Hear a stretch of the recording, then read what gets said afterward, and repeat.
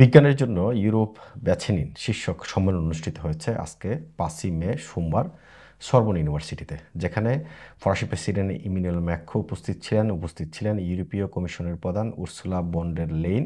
ফরাসি president Emmanuel Macron তিনি তার বক্তৃতায় 100 মিলিয়ন ইউরোর প্রণোদনা ঘোষণা করেছেন। এছাড়াও ইউরোপীয় কমিশনের সভাপতি তিনি 500 মিলিয়ন ইউরোর প্রণোদনার একটি প্যাকেজ ঘোষণা করেছেন 2025-27 সালের জন্য। This is why I can announce that we will put forward a new 500 million euro package for 2025 to 2027.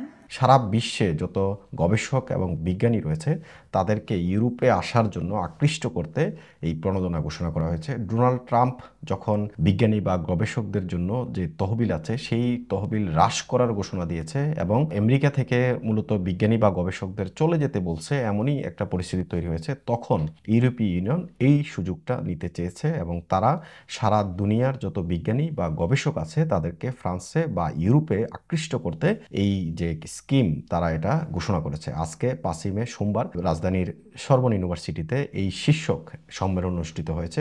সম্মেলনে ফ্রান্সের বেশ কয়েকজন নতুন পুরাতন গবেষক মন্ত্রী ছিলেন, তারপরে যারা বিজ্ঞানী তারা ছিলেন, তাছাড়াও ইউরোপীয় কমিশনের প্রধান উর্সুলা ভন ডের লেইন ছিলেন। তারা এখানে যে সম্মেলনে যে বক্তৃতা করছেন তারা মূলত ইউরোপে বিজ্ঞানীদের গবেষকদের আকৃষ্ট করতে তাদেরকে এখানে আনতে সব ধরনের সুযোগ সুবিধা দেওয়া হবে এমন কথাই বলছেন। ফ্রান্সে বিদেশি গবেষকদের আকৃষ্ট করার জন্য ফ্রান্স সরকার 100 মিলিয়ন ইউরোর প্রণোদনা ঘোষণা করেছে।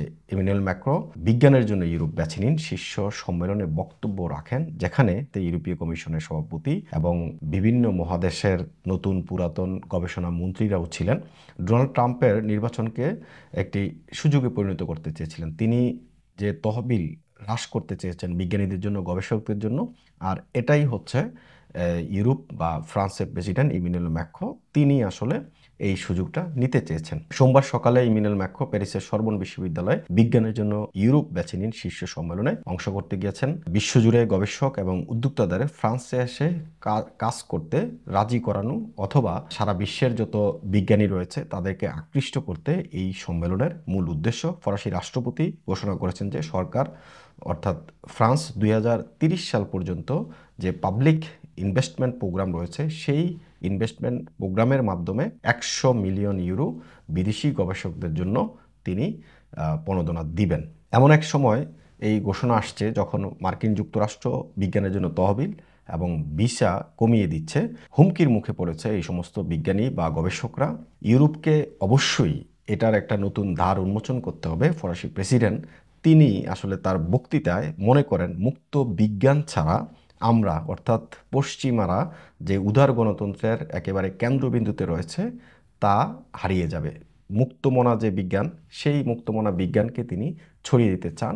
তিনি এই বিষয়টাই আসলে সেখানে তুলে ধরেছেন।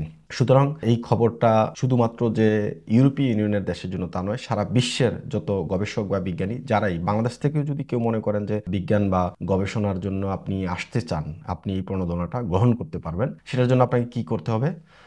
সেটার জন্য চুজ ফর সায়েন্স ইউ এরকম একটা প্রজেক্ট রয়েছে, তারা একটা প্ল্যাটফর্ম দাঁড় করিয়েছে। আমি আমার পুরাতন ভিডিওতেও বলেছি, সেখানে গিয়ে আপনি ইনস্ক্রি করতে হবে, আপনি রেজিস্ট্রেশন করতে হবে এবং আপনি কী ধরনের বিজ্ঞানী বা কী ধরনের গবেষক সেই বিষয়গুলো আপনি ওই যে প্ল্যাটফর্ম সেখানে গিয়ে সব ডিটেলস পেয়ে যাবেন। যদি আপনি উপযুক্ত হন সেটার জন্য তখনই আপনি এই ফ্রান্সে আসতে পারবেন এবং এই সুযোগটা নিতে পারবেন। কারণ এটা উন্মুক্ত, এটা সবার জন্য, সারা বিশ্বের যত গবেষক বিজ্ঞানী আছে সবার জন্য উন্মুক্ত।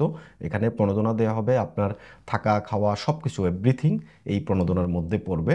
আপনি এসে বিজ্ঞান চর্চা করবেন, গবেষণা করবেন এবং এই সমস্ত দেশগুলোতে, পশ্চিমা দেশগুলোতে আপনার যে একটা এক্সপিরিয়েন্স আছে সেটা শেয়ার করবেন এবং বিজ্ঞানের যে আলো সেটা আপনি ছড়িয়ে দিবেন।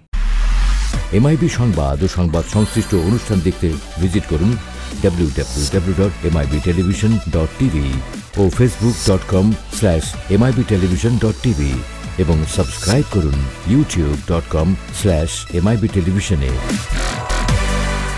এমআইবি টেলিভিশন, সত্য খবর, সঠিক খবর।